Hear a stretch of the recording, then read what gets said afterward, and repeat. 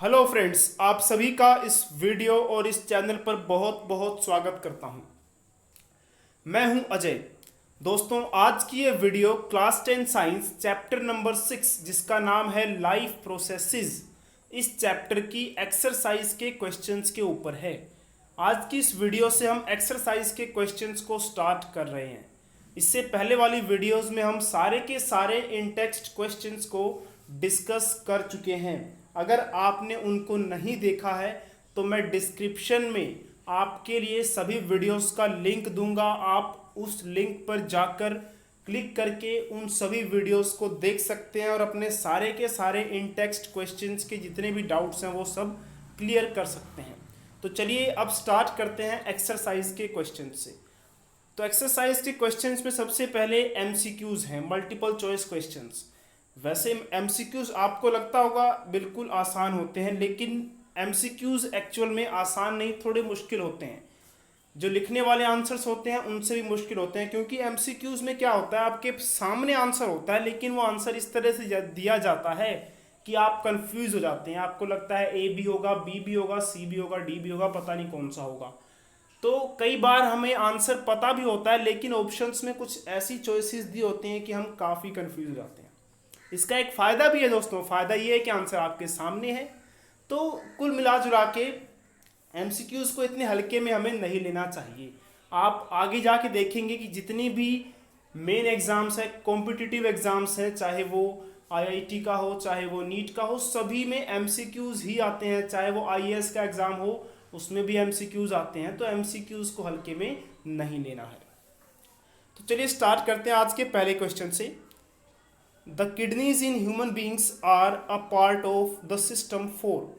तो किडनीज जो human beings में हैं वो हिस्सा है, वो पार्ट है किस सिस्टम का? न्यूट्रिशन का, रेस्पिरेशन का, एक्सक्रीशन का या ट्रांसपोर्टेशन का? तो इसका आंसर क्या है? सी, एक्सक्रीशन। ये तो आपको पता ही है। किडनीज का मेनली काम क्या है कि जो डिजोल्व्ड वेस्ट होता है ब्लड में उसको बॉडी से बाहर निकालना, जो नाइट्रोजनस वेस्ट होता है उसको बॉडी से बाहर निकालना, और इसी प्रोसेस को क्या कहते हैं? एक्सक्रीशन कहते हैं। इसीलिए किस सिस्टम का हिस्सा हुआ? एक्सक्रीशन का।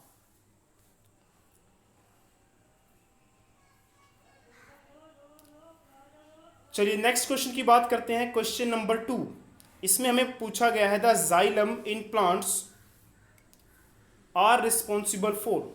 प्लांट्स में जो जाइलम होता है वो किस काम के लिए रिस्पॉन्सिबल होता है? क्या वो फूड ट्रांसपोर्ट करता है? क्या वो वाटर ट्रांसपोर्ट करता है? Transport of amino acids, transport of oxygen? तो देखिए, आप यहाँ पर थोड़ा सा कंफ्यूज होंगे कि अमीनो एसिड्स ये ट्रांसपोर्ट करता है नहीं करता, क्योंकि आपको इतना तो पता ही होगा कि ये ट्रांसपोर्ट ऑफ वाटर के काम में है। लेकिन आप ये भी कंफ्यूज हो सकते हैं कि अमीनो एसिड्स ये ट्रांसपोर्ट करता है कि नहीं करता। अगर मान लीजिए ऑप्शन डी की जगह क्या लिखा होता, देखिए यहाँ पे आपको क्वेश्चन आसान लग रहा है, जरूरी नहीं है एग्जाम में ऐसा ही क्वेश्चन उठ के आए, थोड़ा बहुत चेंज भी हो सकता है। तो चेंज क्या हो सकता है, कैसे हो सकता है, उसका मैं एक आपको एग्जाम्पल देता हूँ। मान लीजिए डी ऑप्शन की जगह ए और सी दोनों दिया होता तो आप कंफ्यूज हो जाते, क्योंकि ज़्यादातर स्कूल्स में या ज़्यादातर बुक्स में ये लिखा होता है कि जाइलम वाटर को ट्रांसपोर्ट करता है और फ्लोएम फूड को। अमीनो एसिड्स की तो भाई कोई बात ही नहीं करता, और करता भी तो स्टूडेंट्स के माइंड में इतना याद नहीं रहता कि अमीनो एसिड्स को ट्रांसपोर्ट करता कौन है। तो मान लीजिए डी ऑप्शन में पूछा गया था ए और सी दोनों है, तो आप उस पर टिक करते या नहीं करते? तो आपको टिक नहीं करना, क्योंकि अमीनो एसिड्स जो है उसको फ्लोएम ट्रांसपोर्ट करता है। तो ये बात आपने ध्यान रखनी है, ये मैंने डिस्कस किया हुआ है इन टेक्स्ट क्वेश्चंस में।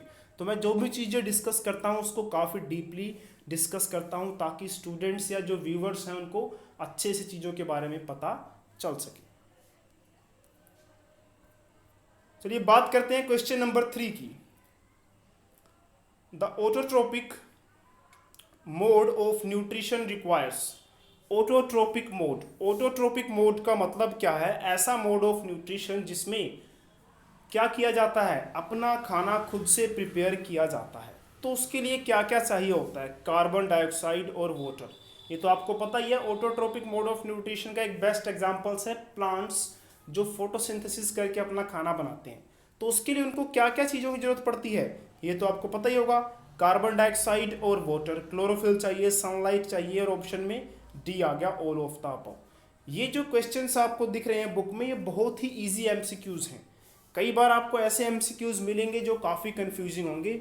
इसके लिए आप क्या कर सकते हैं, जो 2020 का एग्ज़ाम हुआ था इस बार का, उसको आप देख सकते हैं कि किस तरह के एमसीक्यूज थोड़ा कंफ्यूज करके एग्ज़ाम में आते हैं। इसकी वीडियो भी मैंने बना रखी है।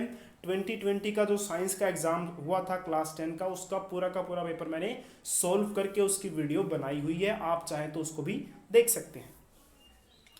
इसके अलावा और भी बहुत सारे exam, class 10 maths, geography, SST, English, +2 के जो बोर्ड के एग्जाम्स हैं, उन सभी की वीडियोस भी अवेलेबल हैं हमारे चैनल पर, आप सभी वीडियोस को देख सकते हैं।